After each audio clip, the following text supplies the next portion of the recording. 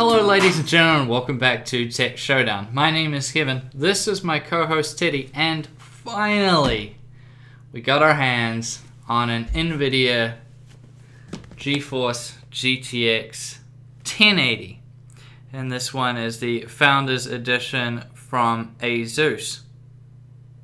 So yeah, we've been looking forward to doing this for a while. I'm sorry guys that it's taken so long to get this. It's just there's been massive shortages all over the world, but especially so in Australia and New Zealand. But hey, we got there in the end. So let's get right into it then. So we'll show you guys the front of the box, and not much anywhere else. It's got all the standard stuff on it. Around the back it looks quite nice though. See the card there? Yeah, this should be really fun. So let's open it up. So if you are not aware, if you haven't watched any videos on the 1080 or you just need to be refreshed, the 1080 is running the brand new 16 nanometer FinFET GP104 GPU. And that has 2,560 CUDA cores. So that's a fair amount. Should be very good. So yeah, Nvidia's gone down to the 16 nanometer process, and AMD are going down with the RX 480 to the 14 nanometer process. So here is the box. They're always very stiff. Let me just get this going a little bit. We don't want to rip anything, do we? That wouldn't be very pleasant. Oh, there we go. There we go.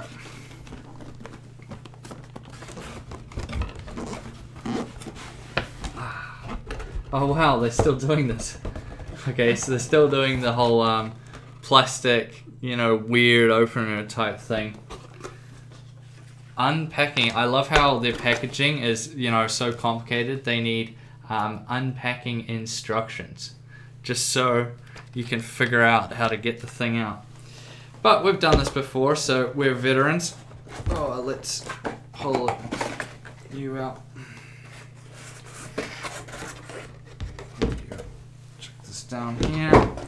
Okay, so as far as other things go, we just get very minimal stuff. So we're just getting the manual and a driver CD, which honestly, in this day and age, most of you guys probably aren't even running an optical drive, so it's probably going to be pretty useless. You should just download GeForce Experience if you want to make it easy on yourself, and that will sort you out for all the latest drivers. However, if you're a more advanced user or just don't like GeForce Experience, you can just go down and get them manually. Oh, there was a World of Warships.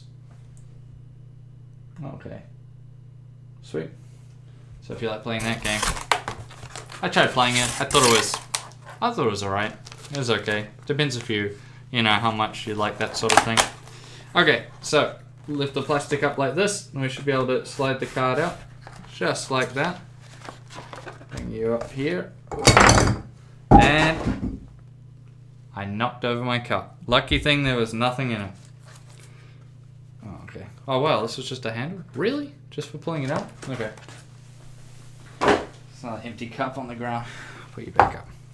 Okay guys, so that was a little bit messy, but we're back and we got the 1080 out now, so that's we achieved it in the end. That packaging is quite interesting. I don't really understand why Nvidia does it. But yeah, we'll carry on. So this card is coming with a base clock speed of 1607 megahertz. So 1607 megahertz, and a boost clock speed of 1733 megahertz. However, it should go higher than that because it is running GPU Boost 3.0, which will automatically overclock the GPU if temperatures allow. However, it will start to decrease the clock speed if it reaches its thermal limit of 84 degrees. It's going with a TDP of 180 watts.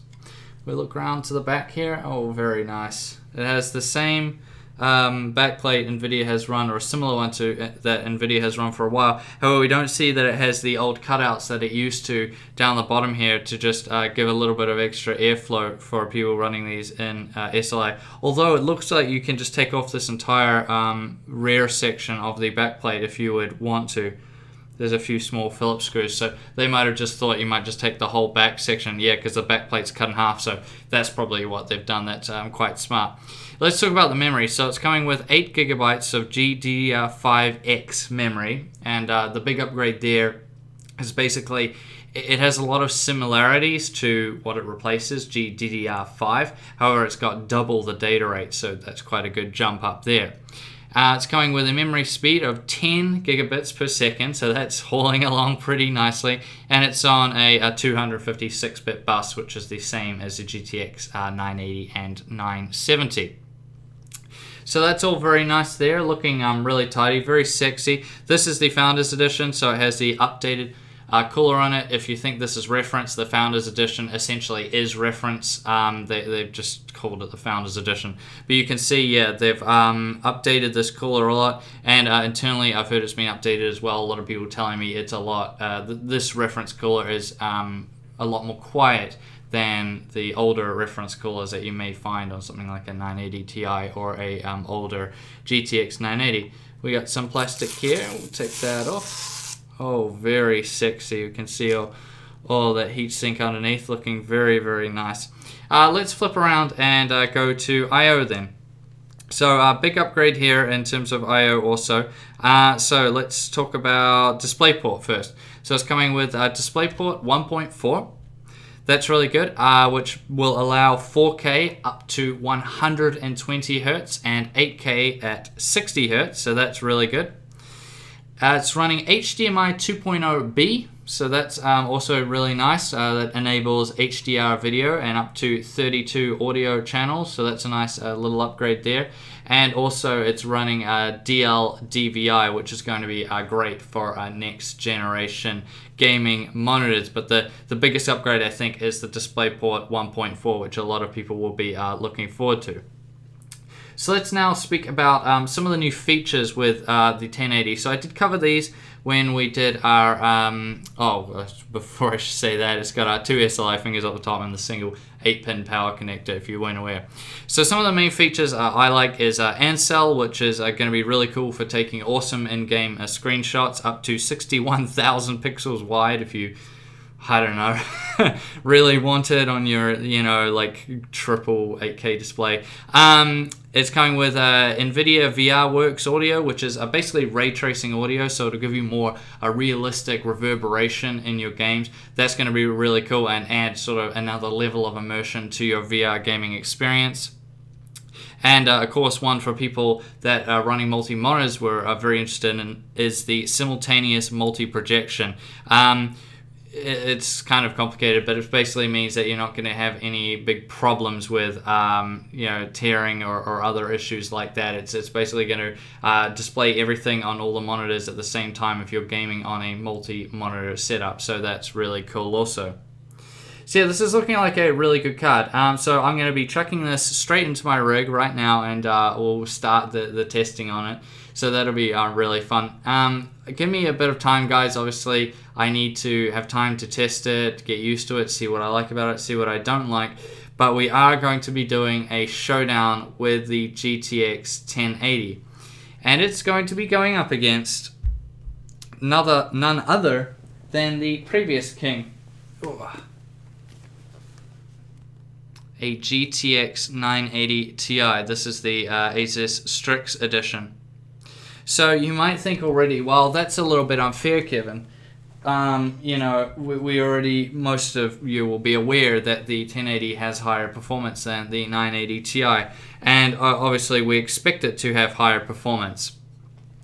However, I'm also going to be covering it from the point of view that the 980 Ti's are coming down dramatically now in price, and which card would be better for you to buy in terms of getting the best, say, performance per dollar. So it'll be quite interesting there to see the difference between the 1080 and the 980 Ti, because the 1080 is coming in at quite the price premium. Now, I thank you all for watching this video. Please subscribe to Tech Showdown if you haven't already and you want to catch all my future showdowns, because trust me guys, there's going to be heaps of showdowns coming up soon with all these awesome graphics cards coming out and all their different aftermarket coolers coming with them. So we're going to have heaps of showdowns, so definitely subscribe to Tech Showdown if you haven't already. And as always, I'll see you guys next time.